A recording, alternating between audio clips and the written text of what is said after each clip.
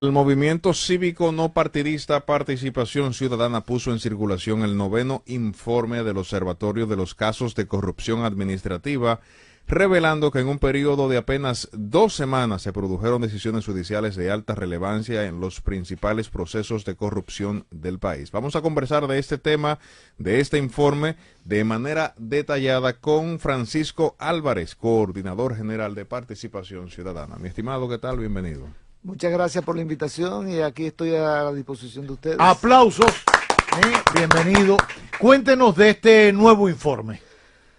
Gracias. Bueno, vamos a comenzar desde el inicio, ¿no? Participación tiene un proyecto de observar lo que está ocurriendo con los casos de corrupción que cursan en los tribunales de la República y producir informes de tiempo en tiempo de cómo van esos casos. Mucha gente se está preguntando que los casos se están dilatando, que ya tienen 4, 5, 6 años. ¿Y qué pasa con eso? Bueno, precisamente esa es la fotografía que queremos tomar en esos procesos judiciales que se explican por sí solos, esos informes, porque explican por qué razón se están dilatando los casos. Voy a poner un caso de ejemplo. Y perdone que le interrumpa, y es vital porque en este mare magnum de informaciones y de cosas se van olvidando y la gente le pierde importancia, no respeto, pero importancia y piensa, no eso, porque llevan 5 años. No, pero hay que seguir dándole continuidad y vigilancia y ojo visor para que la gente vea el resultado de ejercer la justicia. Sí, así mismo es. La verdad es que, miren, ahora está el Código Penal sobre el tapete. Sobre el tapete. Ustedes acaban de entrevistar a Carlos Balcácer sobre ese tema. Todo el mundo se olvida de que hay unos casos de corrupción que están corriendo. Pero la gente ya no le puede prestar atención. Y yo he relatado en varias oportunidades una comunicación que tuve con un periodista, con una periodista, que me dijo, ¿tú sabes qué pasa? El caso precisamente de Jean Alain Rodríguez y Comparte, que maneja Carlos Balcácer, que de repente decía, lo que pasa es que hubo 93 reenvíos en la fase de la audiencia preliminar que se supone que debió resolverse en un mes y tomó 2 años. Y ahora en la audiencia de fondo tiene 2 años y no arranca, todavía no ha podido arrancar, no ha comenzado. Entonces me decía esa periodista, y ocurre que uno va a cada audiencia, pero va y se casa y no pasa nada. Entonces pierde interés noticioso. Y vienen otros temas que ocupan la atención de los periodistas y de la ciudadanía en sentido general y se van olvidando esos casos. Tal vez esa es parte de la estrategia que tienen algunos también de los imputados. Claro, apúntalo ahí que debe ser esa. Entonces, ¿por qué los informes, el observatorio? Para que no se olvide. Okay. Esa es la finalidad. Claro. Y no lo estamos haciendo desde ahora. Lo hicimos con el caso Baninter, lo hemos hecho con el caso de Félix Bautista, con varios casos más, le hemos dado seguimiento y hemos publicado inclusive 2 estudios. Uno que abarcó 20 años de precedentes o de experiencia judicial de casos de corrupción y otro que abarcó otro periodo de 10 años, 30 años en total, para descubrir el origen de la impunidad. Porque en esos 30 años solo hubo una condena por corrupción. Y esa condena ¿En 30 años? En 30 años, una sola condena. Y esa persona condenada fue indultada. Bueno, pero la gente no lo ve todo junto, ¿no? Entonces, ¿cuál es la idea de Participación Ciudadana? Levantar conciencia con respecto a este tema. Y por eso trabajamos esos informes, lo tenemos ahí. Usted entra a la página de Participación Ciudadana y va a encontrar los 9 informes de estos casos de corrupción de ahora, pero va a encontrar también esos estudios que yo acabo de mencionar. Este informe, este noveno informe, hace un repaso, una radiografía de todos los casos que están corriendo ahora en la justicia en materia de corrupción. ¿De cuántos estamos hablando? No, estamos hablando, este noveno informe hizo énfasis en 3 casos. En 3. Ajá. No son 3 los casos observados, claro, son más. Pero ¿por qué en 3 casos? Porque esos fueron los casos que avanzaron de manera significativa en las últimas semanas. Estamos hablando del caso de Adán Cáceres y Comparte, claro, que hubo sentencia al fondo. Sí, y hay una sentencia al fondo. Condenando a algunas personas. Sí, bueno, a 20 años ahí. Correcto. Y el segundo caso es el de Donald Guerrero, Gonzalo Castillo, José Ramón Peralta y Compartes, claro, que hubo envío a juicio de fondo. Y el caso... Y ahí, perdone Y que le ahí interrumpa, también. y ahí hubo un no al lugar a algunos y hubo un recurso frente a ese no al lugar que favorecía a Gonzalo, a José Ramón Peralta y a otros más. a un hijo de Donald Guerrero, Donald y Guerrero. a un par de personas más. Fueron 5 los beneficiarios con un no al lugar. Pero ocurre que ese no al lugar fue recurrido en Claro. apelación por el Ministerio Público y después por los abogados que representan el Al Estado en la recuperación de los bienes obtenidos ilegalmente. Pero fíjense, Y otro tercer caso me dijo que el Intran, el Intran. Ya. que se envió también a juicio de fondo. Todos fueron enviados a juicio de fondo, con todas las pruebas prácticamente. Y esos 3 casos avanzaron, repito, de manera importante. Entonces, en esta ocasión dedicamos, así como hemos dedicado algunos de los informes a temas puntuales. Uno de ellos fue el de Jean Alain Rodríguez y Compartes. En un informe anterior, pues se lo habíamos dedicado exclusivamente a Jean Alain Rodríguez y Compartes. Lamentablemente nos valió una acusación. Nos sometieron a los tribunales. Ahora que estamos hablando de difamación, injuria, Claro. pues Jean Alain Rodríguez nos... ¿Lo sometió por difamación? Sí, a mí y a todo el Consejo de Participación. De participación, se lo recuerdo. Pero bueno, ¿Y eso Qué es que bueno, está? porque- ¿Y eso que está? en primer grado fue declarado inadmisible. Inadmisible. En apelación se confirmó la inadmisibilidad y acaban de recurrir en casación. Ok. Pero qué bueno, porque eso trae ese otro elemento a la discusión. El elemento cuando se está discutiendo difamación e injuria en el Código Penal nuevo. Claro. Por eso yo escuchaba el programa con Carlos Balcácer. Yo soy de los que creo en que no puede haber sanción penal, privativa de libertad, ¿Usted no está de acuerdo con eso? en absoluto. ¿Por qué? ¿Por qué? Porque usualmente lo que le estamos es armando a aquellos que van a hacer uso de esas armas contra los periodistas. Yo soy hijo de periodista, o sea Claro. que he vivido en ese mundo del periodismo y yo creo que... Pero ¿y qué hacemos con los que no son periodistas y utilizan plataformas que son sociales sí. y que, bueno, ellos pueden catalogarse como comunicadores, pero al final es un ciudadano que tiene voz como todos los demás. No estudió periodismo, ¿ok? ¿Qué hacemos con eso que difaman, injurian o que dicen cualquier barbaridad y ofenden, o bueno, tratan de ofender, porque ofende el que puede, no el que quiere? ¿Qué hacemos con esa gente que al final han convertido la comunicación social y ciudadana en una cloaca? Y cualquiera lo dice, y pueden colgarse el cartelito de que son comunicadores, incluso van hasta conferencias de prensa frente a un poder del Estado, pero no estudiaron periodismo, no son su papá. No es Bienvenido Álvarez Vega, que es Premio Nacional de Periodismo, no es Juan Bolívar Díaz, no es Uchi Lora. Entonces, no podemos equipararlo. Mira, ¿qué hacer con ese tipo de personas? Sí. Tú la estás importantizando cuando tú decides que tú vas a someter Que la judicializas. cuando lo vas a judicializar. Si un carajo a la vela, como dicen por ahí, Sí. comienza a insultarte, ¿tú a esas personas le vas a poner una acusación por difamación e injuria? No pierdo mi tiempo en eso. Tú ves, entonces, es mejor, como dijo el presidente Abinader, Pero es que revestirse con una piel de cocodrilo Sí. y seguir adelante. pero no son carajos a la vela, estamos hablando de gente que tiene influencia sobre miles de personas. Sí, No, incluso Los sobre hay. el gobierno, porque La al ma- final Sí, el gobierno sí. los tiene en cuenta para reformar un código penal. Ajá. pero la mayoría de esas personas que utilizan los micrófonos, realmente ustedes lo saben mejor que Sí. yo. Ustedes conocen el medio mejor que yo. No tienen las condiciones para usted realmente dedicarle tiempo a responderle. Ahora, hay unos cuantos que son Dos la o tres. minoría que sí tienen influencia y utilizan los mismos métodos. Sí. Ahora, tú dirás, vamos a seleccionar. No, yo prefiero sencillamente Generalizar. que digan lo que quieran de mí.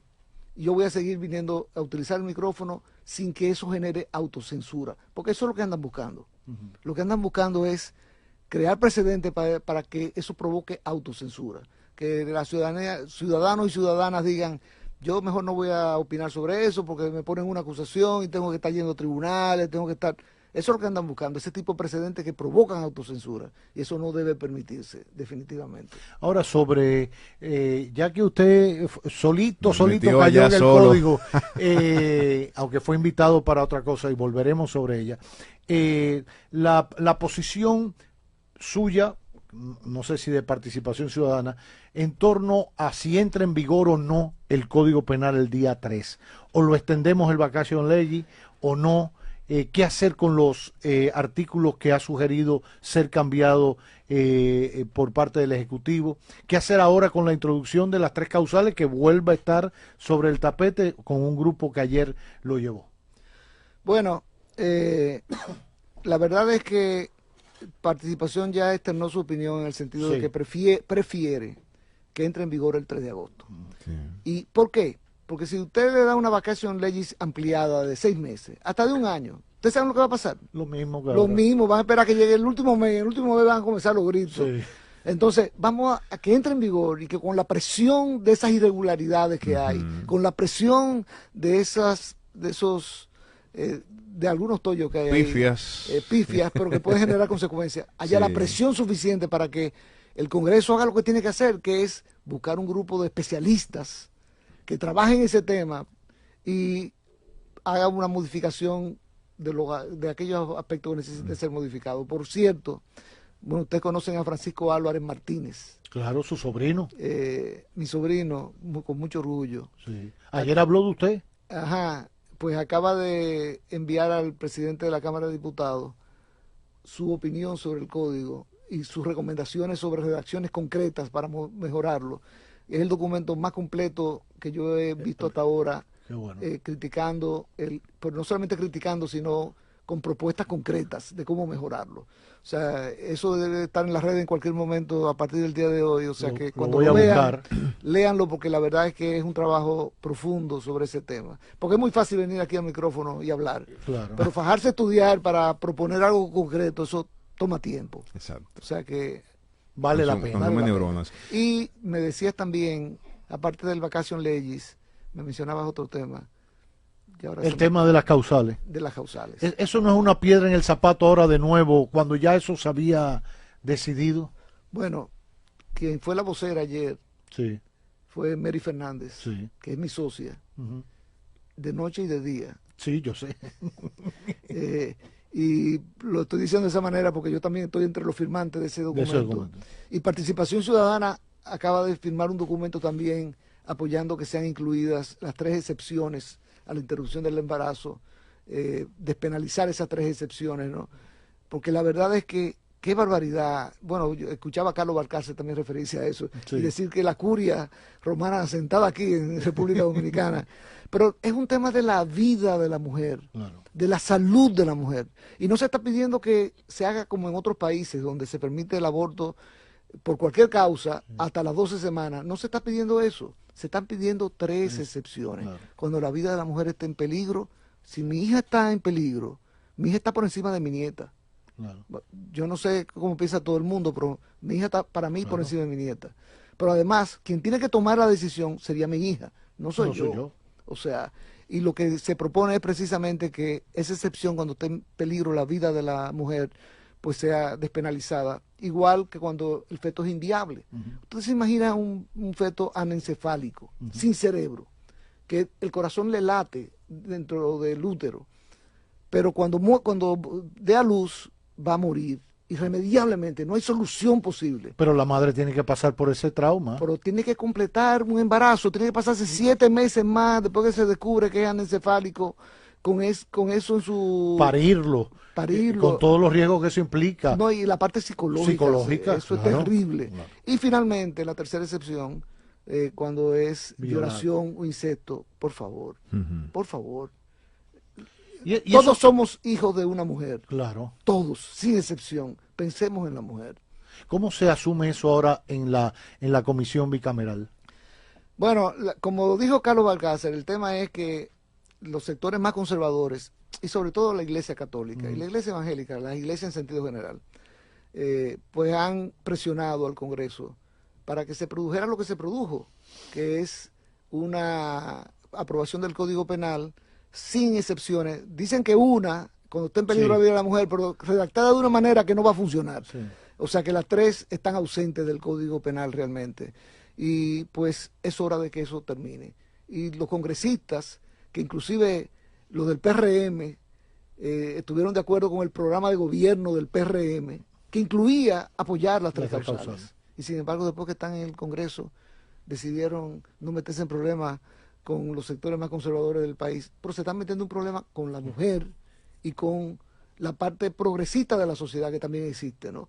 Y tal vez deberíamos dejar esa contienda bélica casi entre conservadores y progresistas y decir, vamos, olvidémonos de eso, pensemos en la vida y la salud de la mujer dominicana. Yo quiero aprovecharlo, ¿verdad? Hacer como hace usted también. Sí, una oportunidad, no es el oportunismo, sí. Es una oportunidad. Ayer la Junta Central Electoral dio a conocer un documento escrito en el cual hace referencia a una comunicación que ustedes enviaron. Le citan incluso literalmente Francisco Álvarez Valdés, coordinador general de Participación Ciudadana, mediante la cual solicita la revocación del artículo 13º y sus párrafos que establece la prohibición de realizar estudios fuera de los periodos de campaña y pre-campaña en virtud de lo dispuesto por el artículo 16, párrafo 1 de la Ley 2023. Me gustaría saber básicamente lo que los llevó a sugerir esto a la Junta Central Electoral a raíz de la prohibición de las encuestas, en virtud de que incluso Participación Ciudadana había solicitado a la Junta que tomara cartas en cuanto a la campaña a destiempo. ¿Cómo separar una cosa de la otra y el razonamiento jurídico detrás de esta solicitud que hicieran? Mira, la protección sobre todo de los medios, de los periodistas, de los medios de comunicación, porque ¿quiénes son los que hacen encuestas creíbles y serias en este país? Los medios. Pues los partidos políticos la hacen, pero no la divulgan. No, van a la televisión o a la radio a decir, yo tengo una encuesta, pero no la enseñan. No. ¿Ustedes se han fijado? Y dicen el numerito que le conviene. Sí, pero no la enseñan. Digo, ¿dónde está la encuesta? Enséñamela. No, ahora los medios de comunicación sí lo hacen. Y ha sido un aporte valioso de los medios de comunicación al tema electoral en la República Dominicana. Y esa posición de participación, de pedirle que revocara precisamente esa prohibición, fue para proteger y fortalecer la labor que hacen los medios de comunicación con esas encuestas. Alguien me dice, no, porque mira que ahora hay una de ACD Media. ¿Y qué pasa? Bueno, que Dani Alcántara, él tiene todo el derecho, igual que cualquier otro periodista, a hacer una encuesta. Y claro, no la va a hacer para no publicarla. Los medios hacen ese tipo de trabajo para publicarlo. Claro.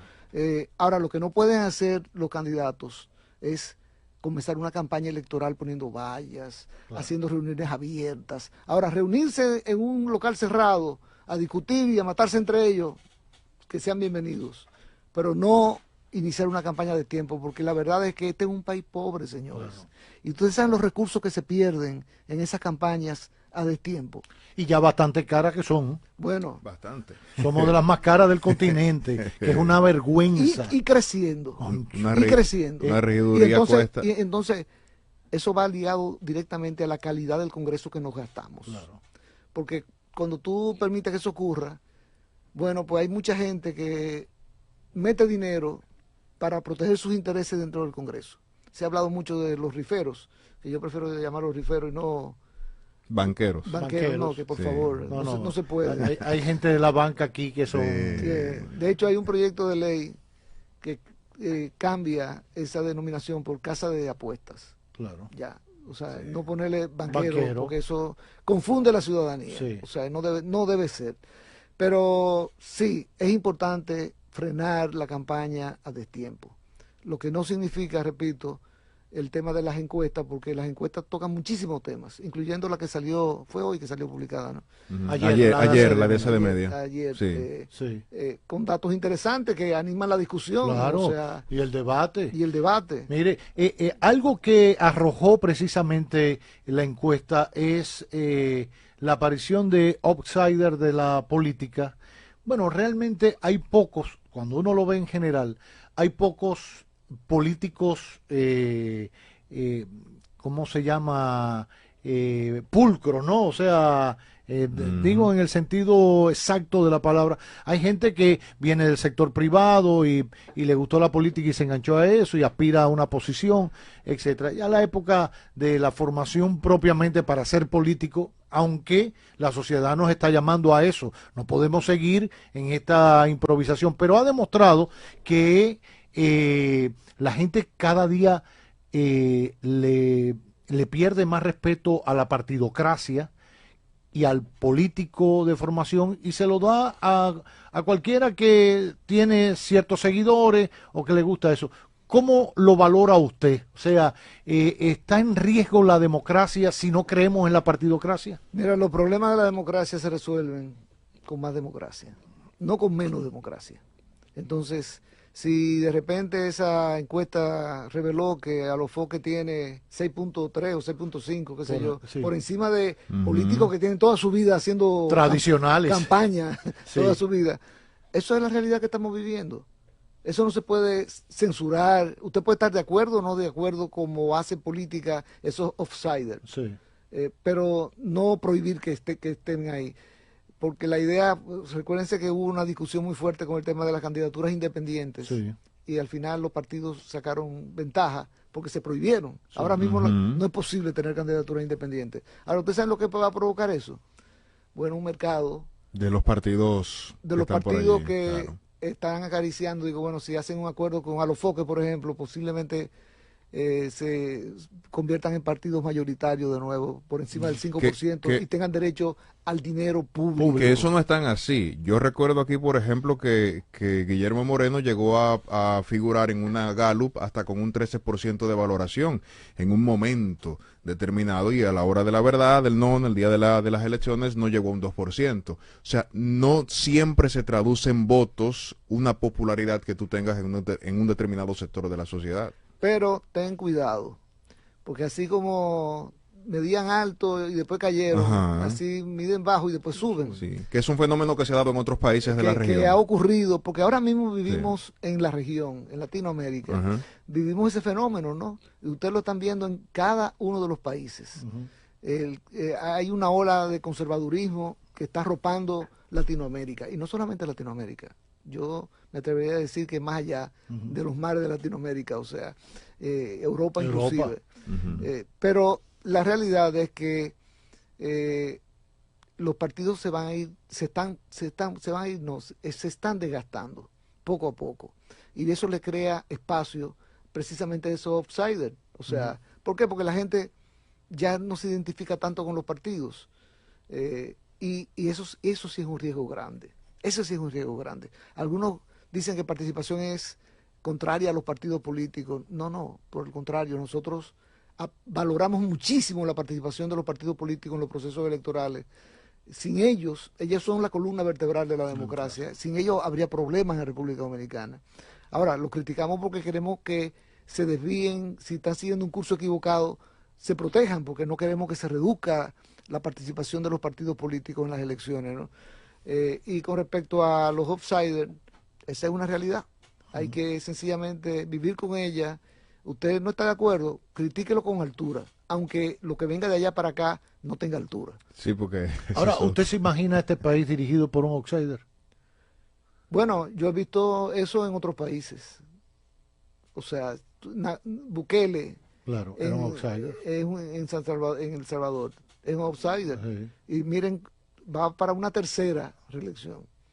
O sea que uno dirá de que aquí no vemos que eso pueda ser posible, que no confiemos en eso. Pero es una lotería. Trabajemos, miren, lo mismo que pasa también cuando Lula ganó, claro, finalmente unas elecciones en Brasil. Tenía 5 elecciones sin haber ganado, y persistía, y después apareció como ganador con un traje vestido como nunca se había vestido, derechito. El sindicalista. El sindicalista. Y de ahí en adelante, ¿qué hizo Lula? Apoyó a las empresas brasileñas, incluyendo a Odebrecht, para que fuera, y sabía lo que estaba haciendo Odebrecht. Lula sabía lo que estaba haciendo Odebrecht, pero no importa, eso le estaba generando muchísimos beneficios a Brasil, y dejó que eso ocurriera, ¿no? O sea, por eso yo digo, aquí en República Dominicana hay que dejar que cada uno haga su trabajo. Los outsiders van a buscar la manera de participar en las elecciones. Ese es un derecho que tienen. Claro. Me criticaban el otro día, porque me hicieron una pregunta sobre el lawfare, Sí. que si aplica en República Dominicana el lawfare, porque la embajadora norteamericana casi lo indujo, ¿no? O sea, Sí. y yo dije, bueno, el lawfare en República Dominicana no creo que esté incidiendo en este momento, porque si yo dijera que sí, estaría diciendo que Miriam Germán Brito se comportó incorrectamente, o que Jenny Berenice Reynoso se está comportando incorrectamente, Y yo creo demasiado en esas dos mujeres Ujú. para pensar de esa manera. O sea que realmente aquí, en este momento, no hay lawfare. No significa que no pueda haberlo, o que no lo haya habido en el pasado, pero en este momento definitivamente que no. ¿Y por qué la embajadora piensa así? Bueno, porque vivimos en democracia, ella tiene el derecho a opinar. Yo vivo opinando de Donald Trump, Sí. y no estoy en Estados Unidos ni soy ciudadano norteamericano. La democracia ya no es localista nada más, es global. Entonces yo tengo derecho a criticar a cualquier presidente de cualquier país, porque eso me lo permite la democracia. Y no me puede pasar nada al respecto. O sea que hay que seguir para adelante, cada uno haciendo lo que tiene que hacer. Por último, volviendo al tema que nos trajo, que es el 9º informe del Observatorio de los Casos de Corrupción Administrativa, y usted que nos metió en el tema del Código Penal, abogado brillante al fin, ¿cómo queda sancionado, evaluado, retratado el tema de la corrupción en el nuevo Código Penal? ¿Le satisface cómo se ha manejado para recrudecer las penas? ¿Cómo se trata? Mira, la realidad es que el código tiene sus cosas buenas y tiene sus cosas malas. Y entre las cosas buenas tiene algunos aspectos relacionados con la corrupción. Por ejemplo, conflicto de intereses. Ustedes han oído hablar de ese tema, ¿no? Sí, claro. Pero no en el sector público. Porque aquí no había ninguna norma de conflicto de intereses prácticamente. Eso se utilizaba mucho en el sector privado. Sí. Yo como abogado, si tú vienes y me quieres contratar para demandar a cualquier persona, yo tengo que decirte, yo tengo un conflicto porque yo soy abogado de esa otra persona, Claro. o yo represento los intereses de esa otra persona en otro lado, ¿no? Entonces, tengo un conflicto, no puedo aceptar tu caso, pero eso no se veía En el Estado. en el Estado. Pues ahora eso está sancionado penalmente. Eso es una de las novedades. Tráfico de influencia. ¿Cuánto se ha hablado de tráfico de influencia en este país? Pues ahora está tipificado claramente el tráfico. Son textos que pueden ser mejorados, Claro. pero que deberían entrar en función no el 3 de agosto, sino ya, porque lo necesitamos en República Dominicana. Me gustaría ahí mismo aprovechar a propósito de que mencionamos el código. Se generó ayer una especie de disturbio por la modificación introducida por el Poder Ejecutivo en torno a un artículo, el 141, que habla del plazo de prescripción por delitos sexuales. El código originalmente tenía un párrafo que hablaba de hasta 30 años para el caso de violaciones a menores de edad, pero se eliminó ese párrafo y entonces algún que otro medio publicó que se estaba reduciendo la pena, el plazo de prescripción de 30 a 20 años. Yo quisiera preguntar, más allá del contenido del artículo, aunque esto ya fue desmentido por Ricardo, aparentemente se cometió una pifia de parte del Poder Ejecutivo y se va a agregar ese párrafo otra vez para que sean 30 años. La pregunta es la siguiente: ¿cuáles son los elementos probatorios que podría tomar un juez en un caso de 30 años? O sea, solo el testimonio de la víctima, no nos meteríamos en una camisa de fuerza de vara. O sea, estamos hablando de 30 años, ocurrió hace 30 años. ¿Qué elementos necesitaría un juez para lograr una condena? Mira, lo primero es que cuando se trata de violación de menores de edad, debería ser imprescriptible.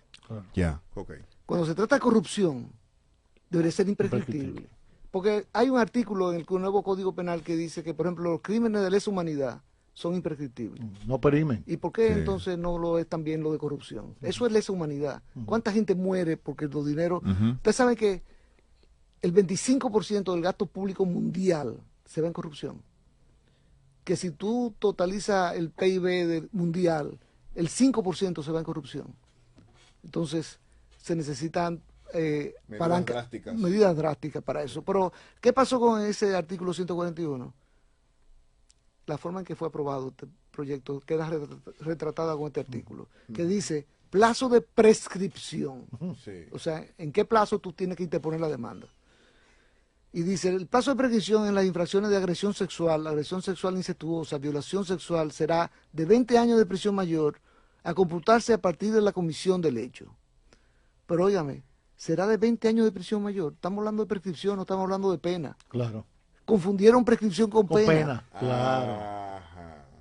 O sea, la confundieron. O sea, si usted está hablando de el plazo para interponer la acción, eso es una cosa. Y la cuántos pena es años otra. de cárcel le toca es otra cosa. Claro. La confundieron. Pero bueno, ese error se corrige muy fácilmente. Sí, eso ¿no? se corrige, es corregible. Y yo aprovecho la oportunidad para decir, ¿y por qué no se introduce ahora que se va a modificar, que sea imprescriptible cuando se trata de menores de edad?